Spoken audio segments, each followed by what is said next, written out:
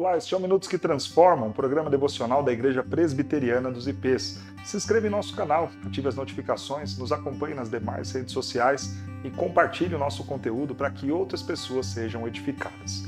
Nós veremos no texto de hoje, 1 Coríntios 7, instruções bíblicas aos casados, aos viúvos, aos solteiros. É um texto preciosíssimo lá de 1 Coríntios 7, em que diversos preceitos serão dados. E como é bom saber que é algo tão comum ao nosso dia, como a ideia de relacionamento, é tratado com clareza pela Escritura. Não estamos falando de algo que não envolva o nosso dia a dia, que não faça parte da nossa vida. Casamento, relacionamento, é algo tão presente na sociedade que não poderia ficar de fora da santa instrução. A Bíblia, que é o nosso manual, regra de fé e prática, traz-nos ensinamentos precisos, claros, e nós precisamos abraçar isso daqui. Então, primeiramente, falando aos casados, Paulo diz o seguinte: quanto ao que vocês me escreveram sobre casamento, não é bom então que o homem toque em mulher. Paulo vai dizer, sobre isso, eu digo não, que cada um então tem a sua própria esposa e cada um o seu próprio marido. Então, Paulo está vivendo aqui em Corinto uma situação muito difícil de imoralidade sexual. O homem deve tocar em mulher? Paulo fala, olha, então cada um casa.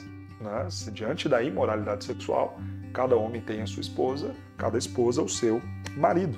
O marido conceda à esposa o que lhe é devido e também, semelhantemente, a esposa ao seu marido.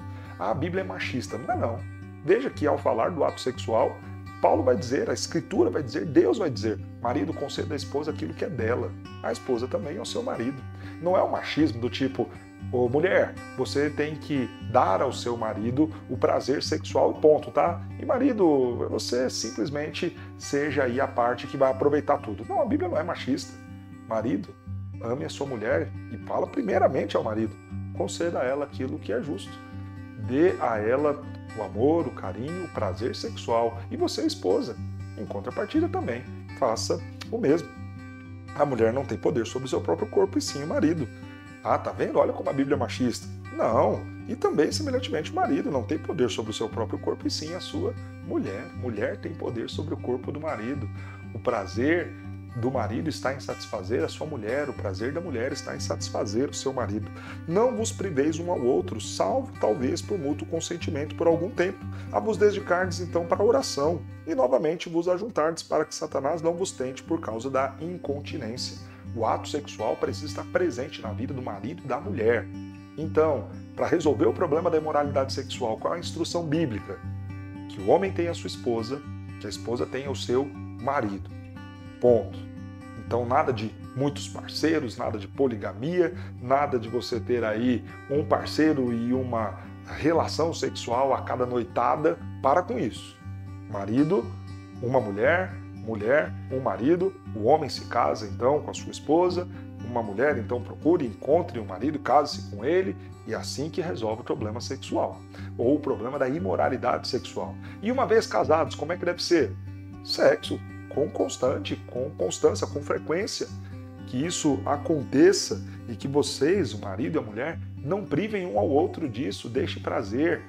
Pelo contrário, que a vida sexual seja ativa, seja constante no casamento, para que vocês não se exponham às tentações que Satanás pode trazer nesta área. Este é o primeiro conselho para os casados. Aí veja mais adiante o que vai ser dito aos casados que têm o cônjuge não crente.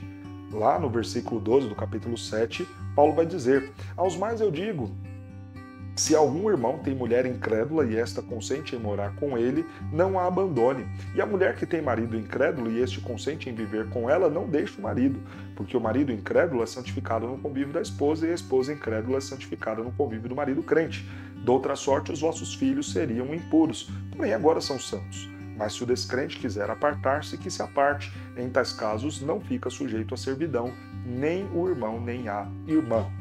A regra, se você errou casando-se com alguém não crente, ou se ambos não eram crentes e depois você se converteu e talvez seu marido ou a sua esposa não se converteu. Pastor, e agora, o que eu faço? a mulher ou o marido não é crente. E tá difícil a relação, tá difícil, é complicado. Eu quero orar e a pessoa não quer. Eu quero fazer o que a Bíblia diz e a pessoa não quer. Eu quero ir para a igreja e a pessoa não quer. Eu falo de Jesus, eu quero ter as virtudes, a mansidão, a paz, a alegria, domínio próprio, mas a pessoa não quer. Como é que eu faço, pastor? Posso me livrar dele? Posso me livrar dela? Não, não. Se você era crente e pecou se casando com alguém descrente, isso é pecado. Você não pode querer se livrar dessa pessoa. Se você e ela, ou se você e ele não eram crentes, mas um veio a se converter depois, também isso não é motivo para vocês se separarem. A instrução bíblica, Deus nos ensina aqui, se o marido ou a esposa consente em seguir o casamento, o relacionamento, você que está casado, você crente, casado com alguém não crente, deve manter e continuar este casamento, até que esta parte, ou enquanto esta parte desejar estar ali com você. Claro, existem aí os aspectos que permitem ali o divórcio. Né? Se a pessoa te trair, adulterou, né? Se a pessoa te violentar, né? Se o marido é um agressor, se ele é agressor, é criminoso, vai lá na cadeia e denuncia ele. Se te traiu, empenhe-se pela restauração do seu casamento, pelo perdão, pelo arrependimento, mas, claro, se pela dureza do coração deste que trai, continua então essa prática do adultério, ok, você pode se divorciar. Mas o ensinamento aqui, dentro da circunstância comum em que não há violência doméstica, em que não há o adultério, é: se a outra parte consente estar contigo, então fique orando, desejando que a outra parte no convívio com você, crente, seja aí edificada e impactada pela sua boa vida com Deus, com Cristo. E eu tenho uma certeza, o nosso Deus é justo, o nosso Deus é bom e Ele vai cuidar de você mesmo em meio a este relacionamento talvez difícil que você esteja vivendo. E aos solteiros e viúvos, o texto vai nos dizer lá no verso 8, solteiros e viúvos, digo-lhes que seria bom se permanecessem no estado em que eu também vivo. Caso, porém, não se dominem, que se casem, porque é melhor casar do que viver abrasado. Olha o que o texto está ensinando. Solteiro e viúvo. Vai viver sem sexo. Ah, mas eu não vou aguentar. Então casa. Então casa. Isso aqui nos ensina, então, que sexo é só dentro do casamento. Você, solteiro, que ainda não casou, não pode ter relação sexual.